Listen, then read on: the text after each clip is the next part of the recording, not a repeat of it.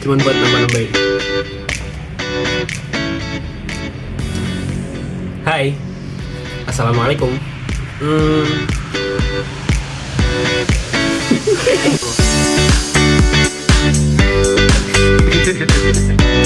Standarisasi dan penyebaran mushaf. Mushaf pada Sayyidina Nuh. Ayo, rokok. Lalu kita lanjut dengan perbedaan.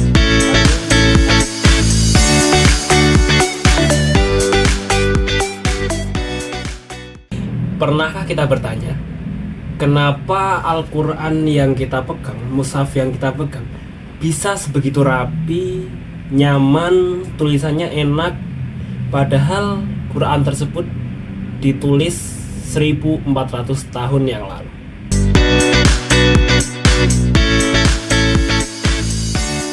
Jadi pertama yang harus saya jelaskan di sini adalah bagaimana sih tulisan Al-Quran pada zaman Nabi. Jadi kalau kita melihat tulisan Al-Quran pada zaman Nabi, kita akan sama sulitnya seperti kita membaca tulisan prasasti pada zaman Majapahit.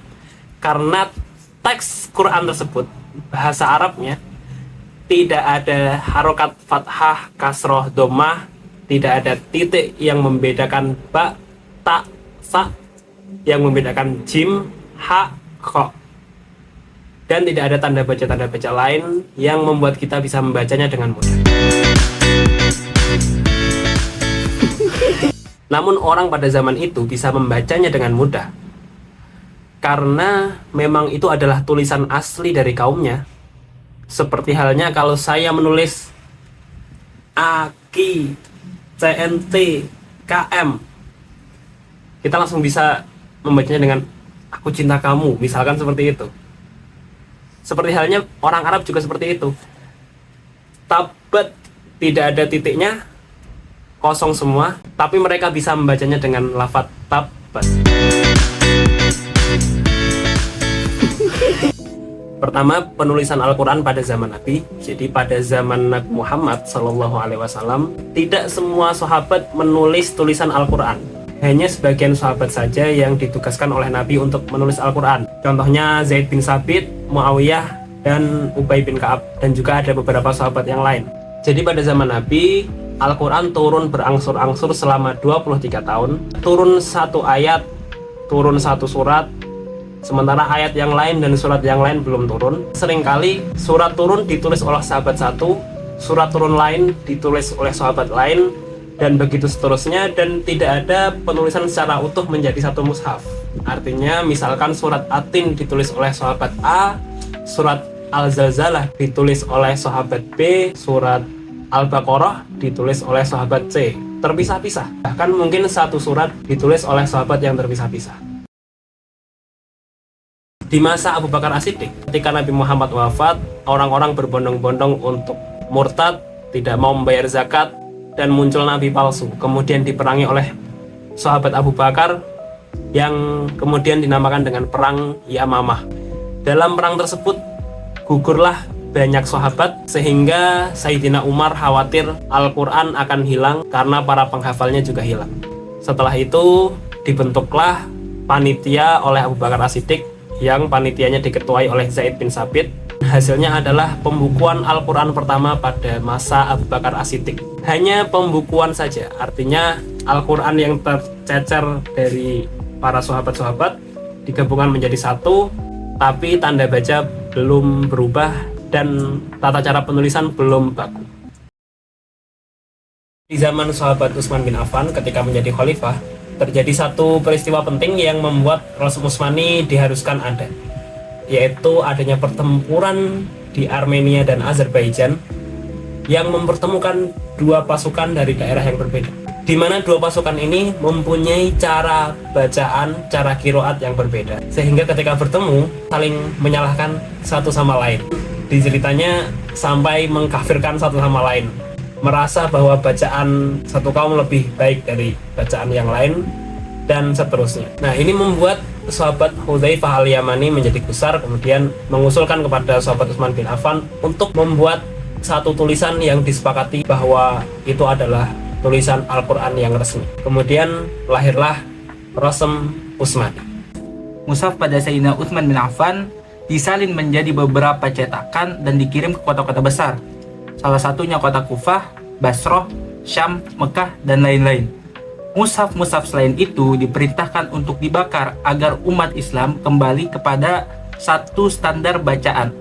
Tapi uniknya, Sayyidina Utsman bin Affan tidak menghilangkan sama sekali keragaman qiraat, hanya menyeleksi bacaan-bacaan yang benar, mutawatir, dan masuk dalam kategori rosem yang dibakukan atau yang disahkan.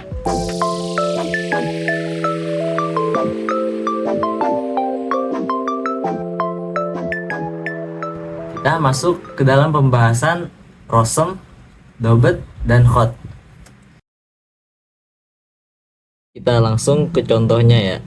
Seperti bisa kita lihat bersama, seperti doma, titiknya atau fathah, ini disebutnya namanya dobet atau tanda baca huruf.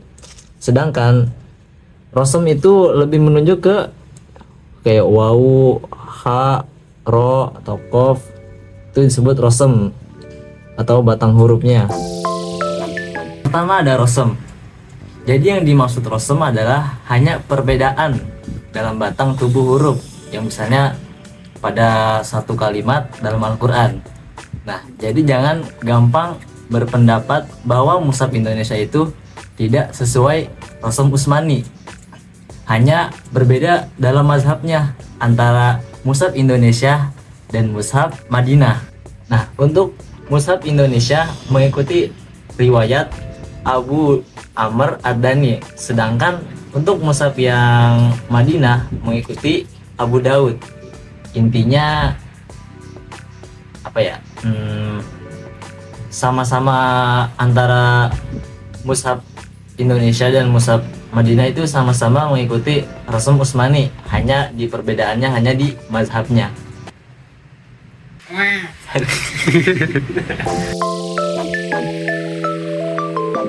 Nah, yang kedua itu ada dobet atau tanda baca. Dobet mushaf Indonesia itu mengikuti negara India, Pakistan atau disebut Indo-Pak, atau disebut juga bisa mazhab Bahriyah yang sejarahnya itu tentara Utsmani yang berlayar.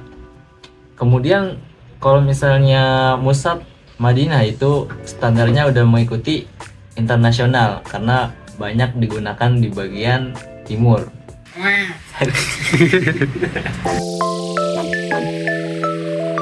Yang ketiga itu ada yang namanya khot. Kan kalau yang pertama tadi rosem, yang kedua dobet, yang ketiga khot.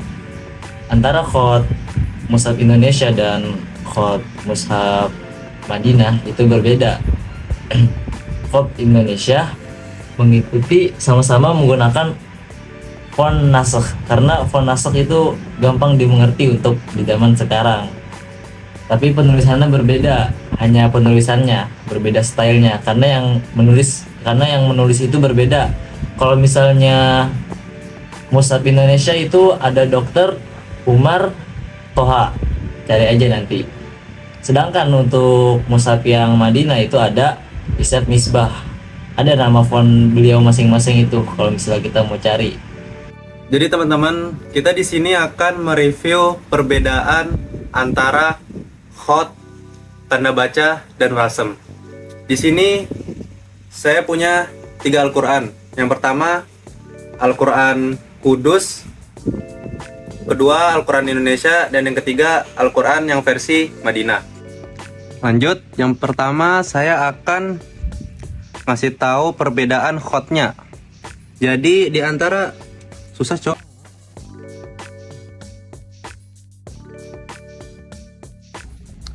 Oke guys, jadi kita di sini akan mereview 3 Al-Quran yang berbeda, yaitu yang pertama ini adalah Al-Quran yang versi standar Kudus, yang kedua ini adalah yang standar Indonesia, dan yang ketiga ini adalah yang standar Mushaf Madinah.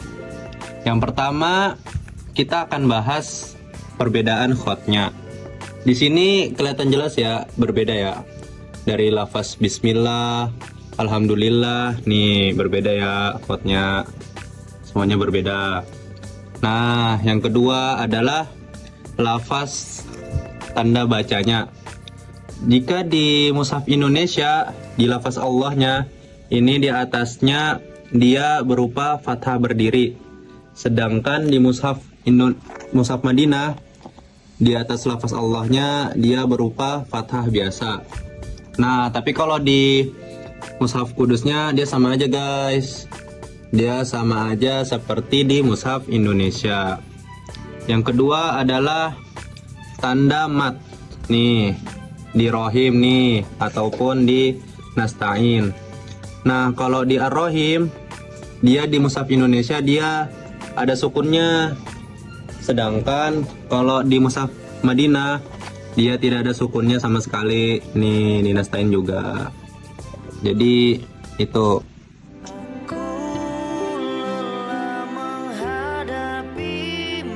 Jadi teman-teman, lanjut dengan saya lagi akan membahas tanda baca di mushaf Indonesia dan mushaf Madinah. Yang pertama yaitu di lafaz ya rohu. Nih, lafaz ya rohu di mushaf Indonesia dia berupa dhammah terbalik. Sedangkan kalau ya rohu di lafaz di mushaf Madinah dia dhammah biasa dan ditambah waw kecil di sebelahnya.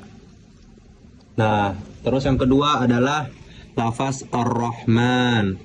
Lafaz ar-Rahman di standar Indonesia dia berupa fathah berdiri doang. Sedangkan kalau di mushaf Madinah nih, dia di sebelum fathah berdirinya ada fathah biasanya. Nah, jadi itu perbedaannya. Oke, terima kasih, thank you, semoga bermanfaat. Lanjut di Asriadi yang paling comel dan paling ganteng. Baiklah teman-teman, di sini saya akan melanjutkan perbedaan Rasem Usmani. Gitu. Di sini ada dua yang seperti tadi, mushaf standar Indonesia dan mushaf standar Madinah. Nah, perbedaannya di sini yaitu tentang tanwin. Terlihat di sini. Izhar yaitu tanwinnya sejajar, yaitu yauma idzin. Nah, ini kasrotain ini sejajar. Sedangkan di sini idgham. Nah, dia tidak sejajar ini. Dia berbeda dengan yauma idzin. Padahal dia sama-sama tanwin. Nah, sedangkan di mushaf Indonesia di sini yauma idzin dia sejajar. Bahkan di Subhan dia sejajar juga.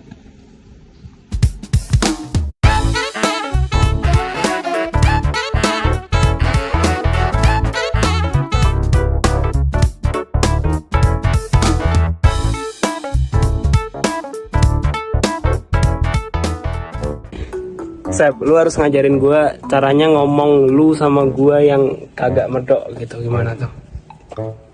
Jadi kita harus merakyat dulu menjadi orang Jakarta Oh gitu ya. agar logat kita tertular dengan asli pribumi Jakarta.